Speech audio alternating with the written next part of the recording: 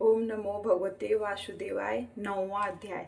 राजा पृथु बोले, हे श्रेष्ठ मुनि नारद, आपने कार्तिक मास के व्रत में जो तुलसी की जड़ में भगवान विष्णु का निवास बताकर उस स्थान की मिट्टी का पूजन करने बतलाया है, अतः मैं श्री तुलसी जी के माध्यम को सुनना चाहता हूँ। जय हो तुलसी मैया।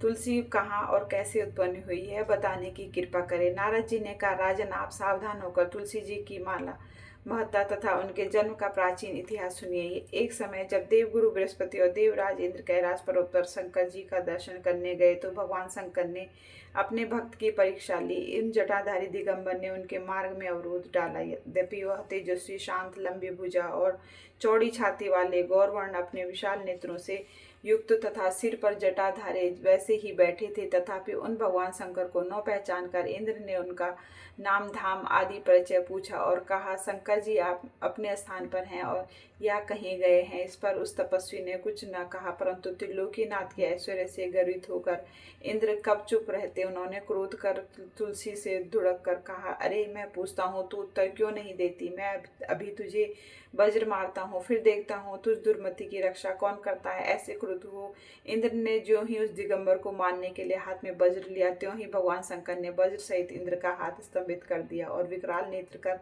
भगवान शंकर ने उसे देखा। त्यों ही ऐसा विदित हुआ मानो वह दिगंबर प्रज्वलित हो उठा है और तेज से जला देगा। भुजाएं स्तंभित होने से इंद्र के क्रोध और दुख का अंत न रहा, परंतु ज्यों ही बृहस्पति जी ने उस पुरुष को प्रज्वलित देखा, त्यों ही अपनी बुद्धि से उसने शंकर भगवान जानकर प्रणाम किया और दंडवत कर बहुत सी स्तुति भी की। फिर इंद्र ने भी भगवान शंकर से कहा, हे दीनानाथ, हे महादेव, अपने क्रोध रोक कर इंद्र के अपराध को क्षमा कीजिए।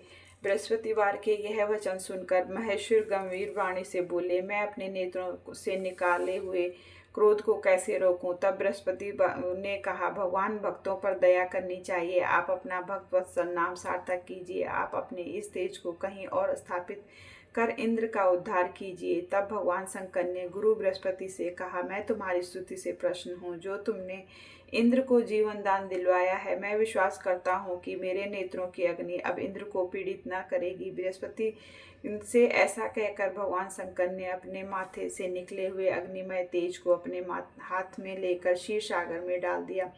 फिर लीलाधारी भगवान अंतर्धान हो गए। इस प्रकार जिनको जानने की इच्छा की, उसे जानकर इंद्र और बृहस्पति अपने स्थान को चले गए। ओम नमो भगवते वासुदेवाय। 9वां अध्याय समाप्त।